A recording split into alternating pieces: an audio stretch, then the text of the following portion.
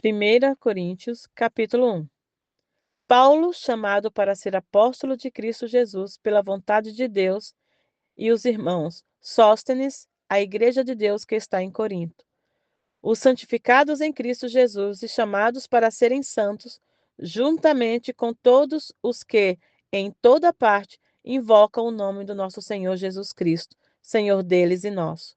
A vocês, graça e paz da parte de Deus, nosso Pai, e do Senhor Jesus Cristo. Sempre dou graças a meu Deus por vocês, por causa da graça que lhes foi dada por Ele em Cristo Jesus. Pois nele vocês foram enriquecidos em tudo, em toda palavra e em todo conhecimento. Porque o testemunho de Cristo foi confirmado entre vocês, de modo que não lhes falta nenhum dom espiritual, enquanto vocês aguardam que o nosso Senhor Jesus Cristo seja revelado. Ele os manterá firmes até o fim, de modo que vocês serão irrepreensíveis no dia do nosso Senhor Jesus Cristo. Fiel é Deus, o qual os chamou à comunhão com seu Filho Jesus Cristo, nosso Senhor. Irmãos, em nome de nosso Senhor Jesus Cristo, suplico a todos vocês que concordem uns com os outros no que falam, para que não haja divisões entre vós, e sim que todos estejam unidos num só pensamento e num só parecer. Meus irmãos, fui informado por alguns da casa de Cloé que há divisões entre vocês. Com isso, quero dizer que cada um de vocês afirma: eu sou de Paulo, eu sou de Apolo, eu sou de Pedro, eu de Cristo. Acaso Cristo está dividido? Foi Paulo crucificado em favor de vocês? Foram vocês batizados em nome de Paulo? Dou graças a Deus por não ter batizado nenhum de vocês, exceto Crispo e Gaio, de modo que ninguém pode dizer que foi batizado em meu nome. Batizei também os da casa de Estéfanas. Além destes, não me lembro se batizei alguém mais. Pois Cristo não me enviou para batizar, mas para pregar o Evangelho, não com palavras de sabedoria humana, para que a cruz de Cristo não seja esvaziada. Cristo, sabedoria e poder de Deus. Pois a mensagem da cruz é loucura para os que estão perecendo, mas para nós que estamos sendo salvos é o poder de Deus. Pois está escrito: destruirei a sabedoria dos sábios e rejeitarei a inteligência dos inteligentes. Onde está o sábio? Onde está o erudito? Onde está o questionador desta era? Acaso não tornou Deus loucura a sabedoria deste mundo? Visto que na sabedoria de Deus o mundo não o conheceu, por meio da sabedoria humana, agradou a Deus salvar aqueles que creem por meio da loucura da pregação. Os judeus pedem sinais miraculosos e os gregos procuram sabedoria. Nós, porém, pregamos a Cristo crucificado, o qual de fato é escândalo para os judeus e loucura para os gentios. Mas para os que foram chamados, tanto judeus como gregos, Cristo é o poder de Deus e a sabedoria de Deus, porque a loucura de Deus é mais sábia que a sabedoria humana, e a fraqueza de Deus é mais forte que a força do homem. Irmãos, pensem no que vocês eram quando foram chamados. Poucos eram sábios segundo os padrões humanos, poucos eram poderosos, poucos eram de nobre nascimento. Mas Deus escolheu as coisas loucas do mundo para envergonhar os sábios, e escolheu as coisas fracas do mundo para envergonhar os fortes. Ele escolheu as coisas insignificantes do mundo, as desprezadas e as que nada são, para reduzir a nada as que são, para que ninguém se vanglorie diante dele.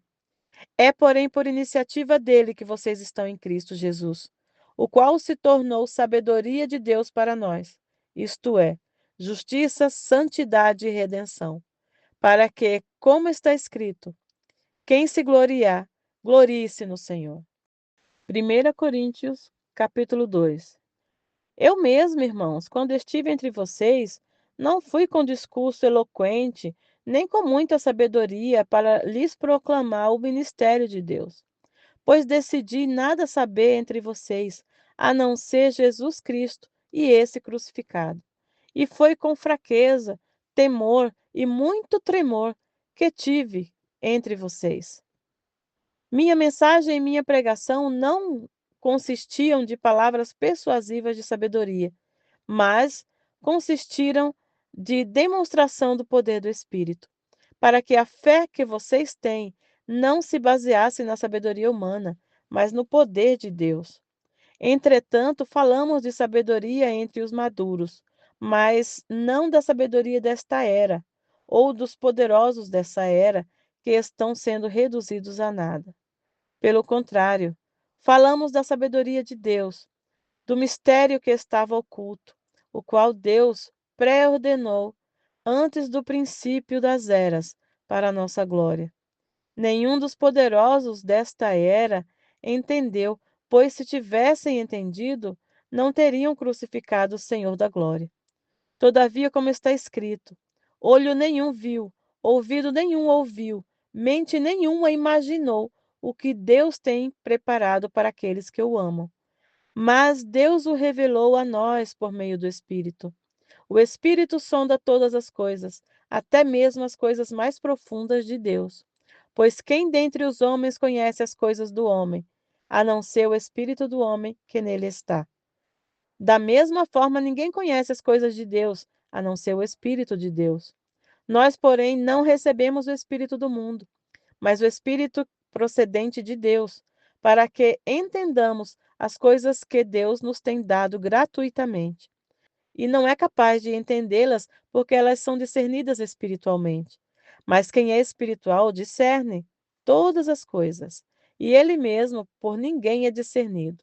Pois quem conheceu a mente do Senhor para que possa instruí-lo? Nós, porém, temos a mente de Cristo. 1 Coríntios, capítulo 3. Irmãos, não lhes pude falar como a espirituais, mas como a carnais, como a crianças em Cristo. Dei-lhes leite e não alimento sólido, pois vocês não estavam em condições de recebê-lo. De fato, vocês ainda não estão em condições, porque ainda são carnais. Porque, visto que há inveja e divisão entre vocês, não estão sendo carnais e agindo como mundanos? Pois quando alguém diz, eu sou de Paulo, e outro, eu sou de Apolo, não estão sendo mundanos? Afinal de contas, quem é Apolo? Quem é Paulo? Apenas servos por meio dos quais vocês vieram a crer, conforme o ministério que o Senhor atribuiu a cada um.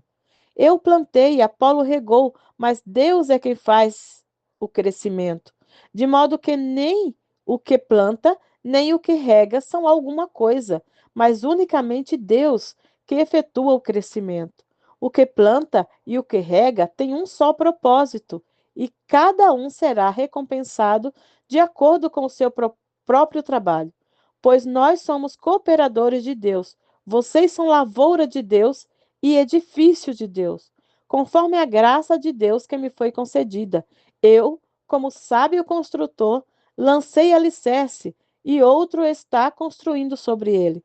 Contudo, veja cada um como constrói, porque ninguém pode colocar outro alicerce além do que já está posto, que é Jesus Cristo. Se alguém constrói sobre esse alicerce, usando ouro, prata, pedras preciosas, madeira, feno ou palha, sua obra será mostrada, porque o Deus trará a luz, pois será revelada pelo fogo, que provará a qualidade da obra de cada um. Se o que alguém construiu permanecer, esse receberá recompensa.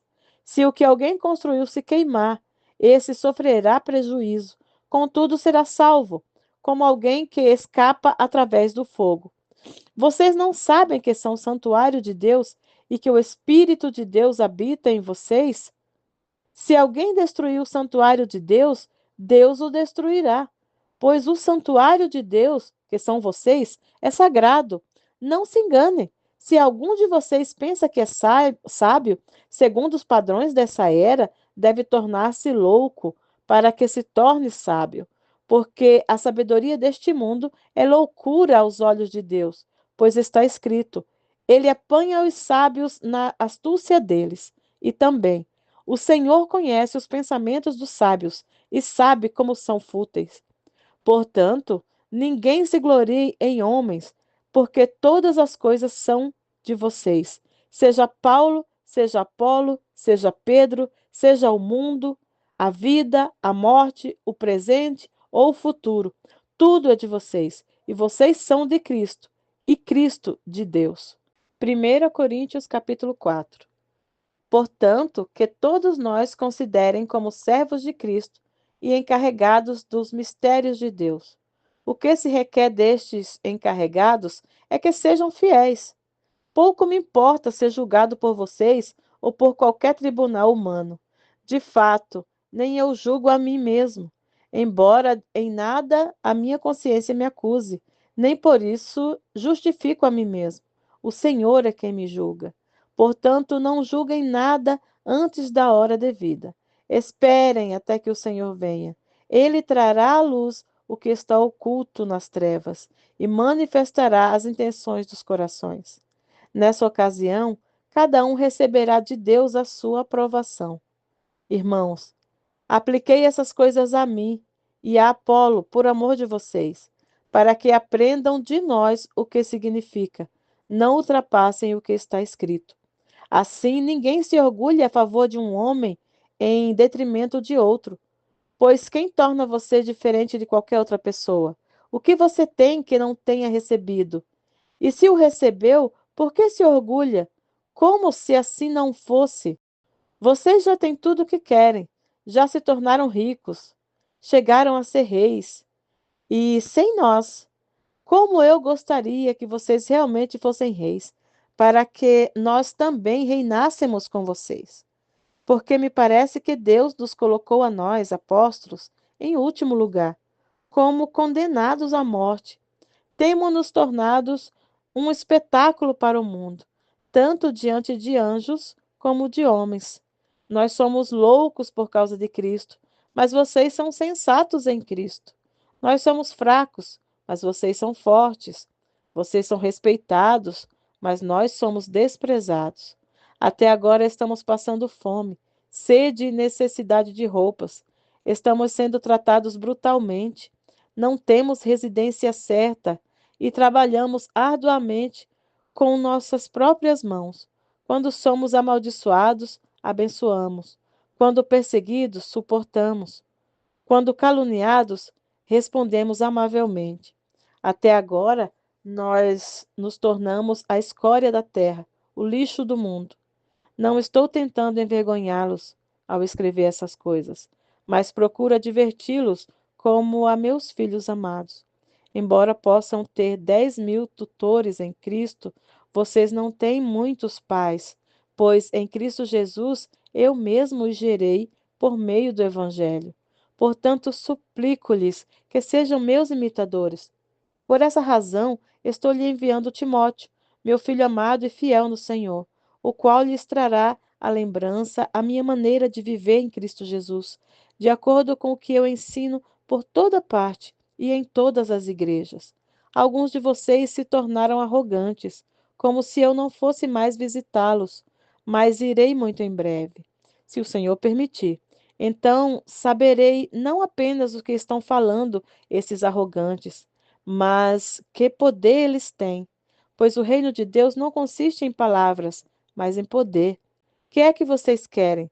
Devo ir a vocês com vara ou com amor e espírito de mansidão?